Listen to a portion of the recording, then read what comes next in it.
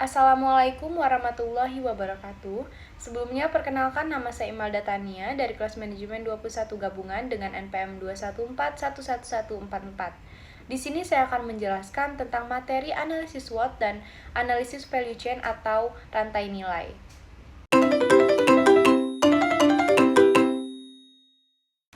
Yang pertama adalah analisis SWOT.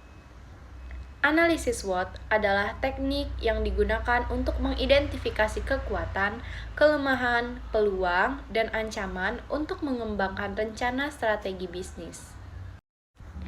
Analisis SWOT ini berguna untuk menentukan strategi dan arah perusahaan pada masa depan, serta melakukan perencanaan strategi sebelum menjalankan aktivitas bisnis.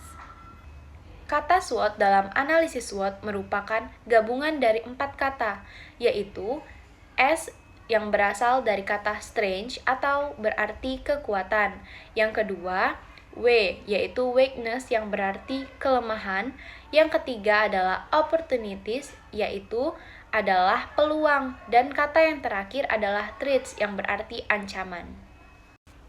Penerapan SWOT dalam suatu perusahaan bertujuan untuk memberikan suatu pandangan agar perusahaan menjadi lebih fokus, sehingga dengan penempatan analisis SWOT tersebut nantinya dapat dijadikan sebagai bandingan pikir dari berbagai sudut pandang terkait apa yang akan terjadi di masa depan. Selanjutnya yang akan saya bahas adalah mengenai analisis rantai nilai atau value chain. Analisis rantai nilai atau value chain adalah rangkaian kegiatan yang dilakukan suatu perusahaan untuk menghasilkan produk atau jasa. Analisis rantai nilai yang dilakukan suatu perusahaan akan membantu perusahaan untuk memberikan gambaran besar mengenai efektivitas kinerja perusahaan, serta tantangan-tantangan yang perlu dihadapi perusahaan dalam mengimplementasi strategi.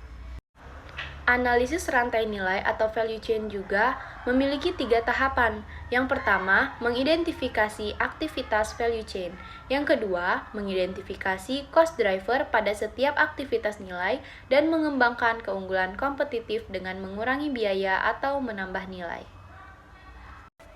Analisis rantai nilai mencakup 2 jenis kegiatan. Yang pertama, kegiatan utama yang mencakup logistik masuk, operasi, logistik keluar, pemasaran dan penjualan, serta layanan.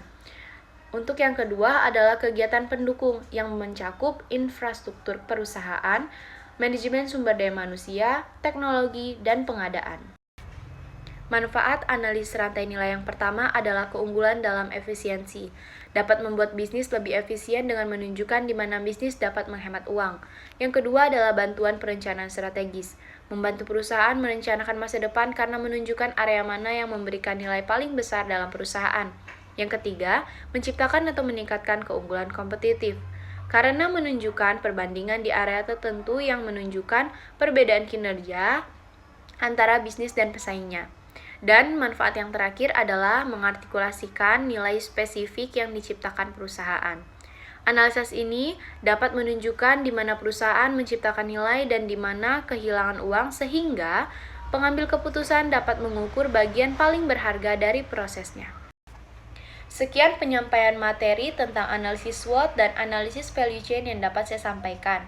Apabila ada kekurangan atau kekeliruan, saya mohon maaf. Saya akhiri dan saya ucapkan terima kasih.